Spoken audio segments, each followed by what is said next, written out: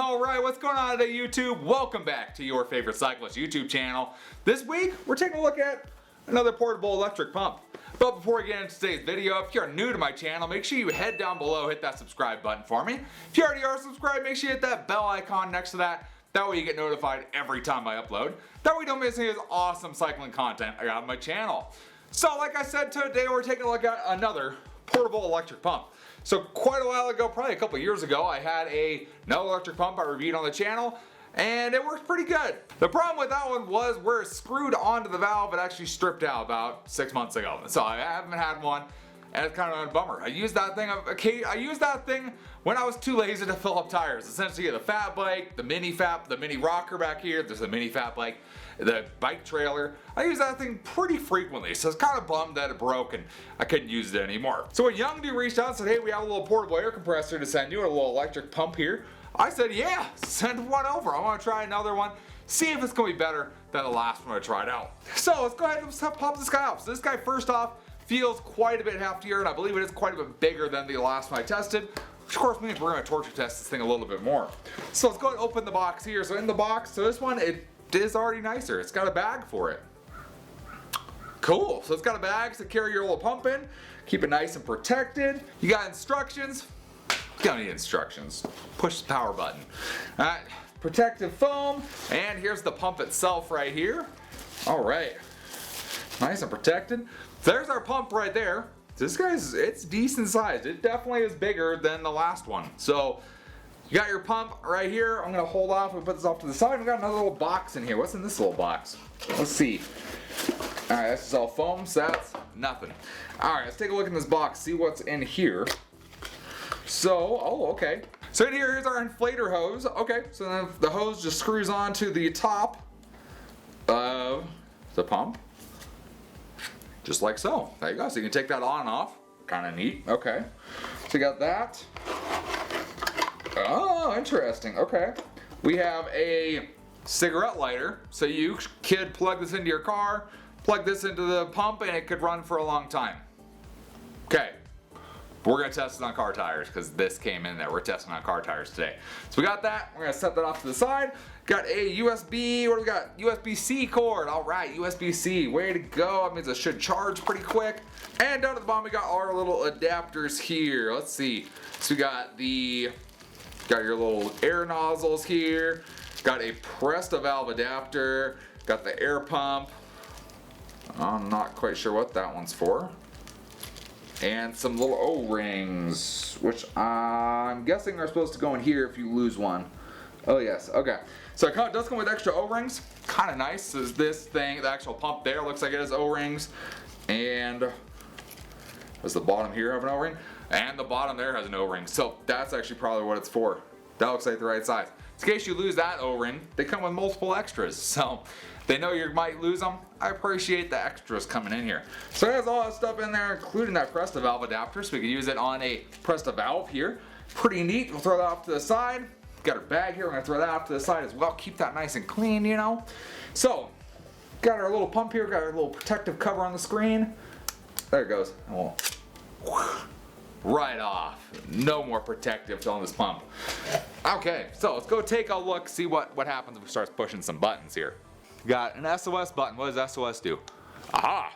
It's got a light. And push it again. It's got red flashing light. I push it again. Oh, faster red flashing light. Okay, okay. And then it turns off. Okay. Got plus, minus. The recycle symbol. I'm not sure what that one's for. And we'll go ahead to put power button. Let's turn this thing on. Got push and hold. There we go. Push and hold. All right. So there we go. So push and hold. Got SOS is still there. So plus and minus, I'm going to assume is going to change what it's set at. Yes. So this is currently on bar for car tire. Cars generally go by PSI, as far as I'm aware. Okay. So let's change this. Okay, bike is on PSI. We'll start with bike. We'll start with bike. So bike, you can change your preset PSI, and you can change it by half PSIs. I wonder how high it goes. Let's see. We're gonna find out how high this thing goes, because we're gonna try this on the road bike. I need this to go at least 90. All right, there's 90. Let's keep going. What does it do if you hit 100? Okay, when you hit 100, it starts going by ones. Hey, I like that. Okay, we're going back to 90. So that's what we're going to inflate the road bike tires to, is 90 psi. So 90, okay, and then this guy down here changes what it's set on. Oh, maybe that's a bicycle. So it's bicycle in par and in psi. Maybe one's a motorcycle. I don't know. And then ball and psi. Cool. Oh, it reset it. It's like I go all the way up to 90 again. Oh, okay. If you push and hold, it goes faster. And there's our battery percentage right there. Well, it's not percentage, it's the battery bars. So I'm guessing 3 bars is full. So let's go ahead. Let's let all the air out of one of these road bike tires, and let's see how long it takes to inflate. That's what we tested the last one, was how long it takes to inflate a tire.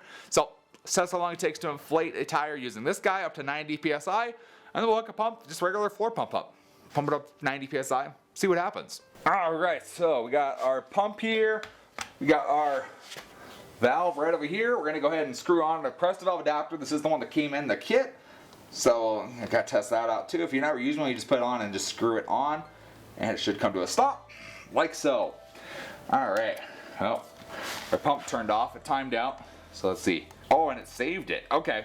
So if you set it to something, like it's on bike, I'm gonna guess. So bike 90 psi. It saved it even though it turned off. Okay, kind of like that. So we're gonna go ahead. Pretty easy. It's just got the little locking latch there.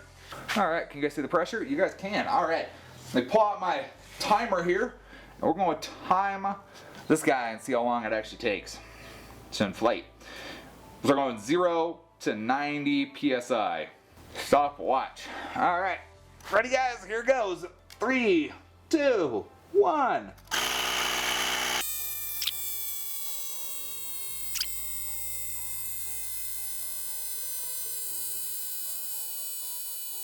There we go, 90 psi. So, that thing was pretty quick. I'll give it that. That was pretty quick for 90. So the hose does get pretty hot.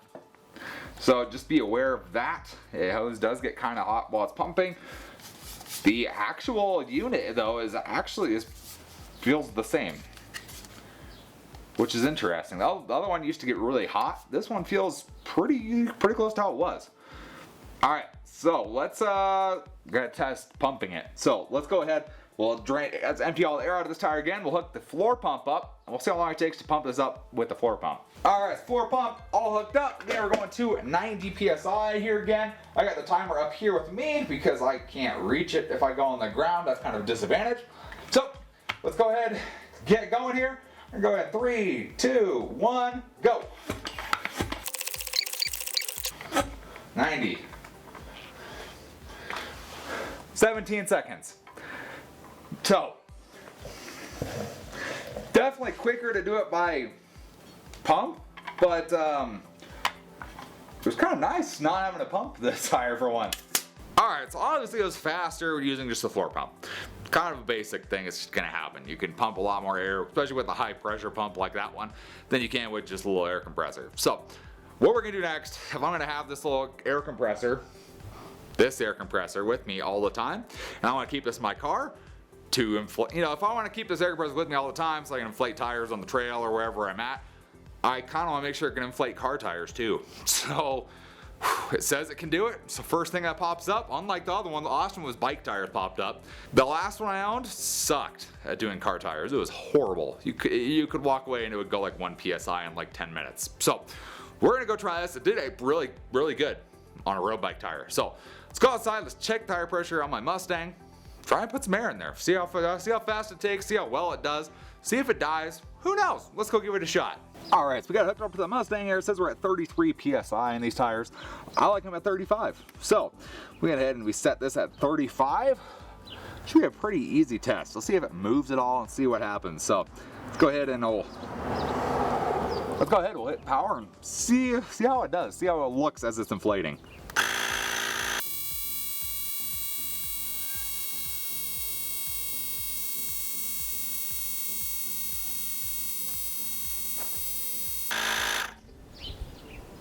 But honestly, it wasn't bad. I actually just figured something out because I read the instructions. Sometimes it helps. Remember, I always thought it said it was weird that car was in bar, like this would be something you would use PSI in. So you can actually push and hold the change button. If you push and hold it for a second, you can change it between bar, PSI, KPA, kilograms per centimeter squared. I don't know that one. And then back to bar and back to PSI. So you can actually change what that is. That makes more sense. I like that. And then you got 35 for a car. That makes sense. I like that. Okay. Because yeah, like I use everything PSI, but I know some people use PSI for the cars. They use bar for the bike tires, just because it's whatever works for them. So I like that you can change it between the two. So it's a pretty cool pump. So I mean, it worked really good on the road bike tire. It took a minute and a half to get to 90 PSI. I doubt this is like a high pressure pump. It's probably made to be like a high volume pump. So something mountain bike or even car tire, because it did pretty good on the car tire. I'll give it that. The last one didn't move at all for like 3 or 4 minutes straight, and then finally it would bump maybe like half, and then it would kind of and it would never pick itself.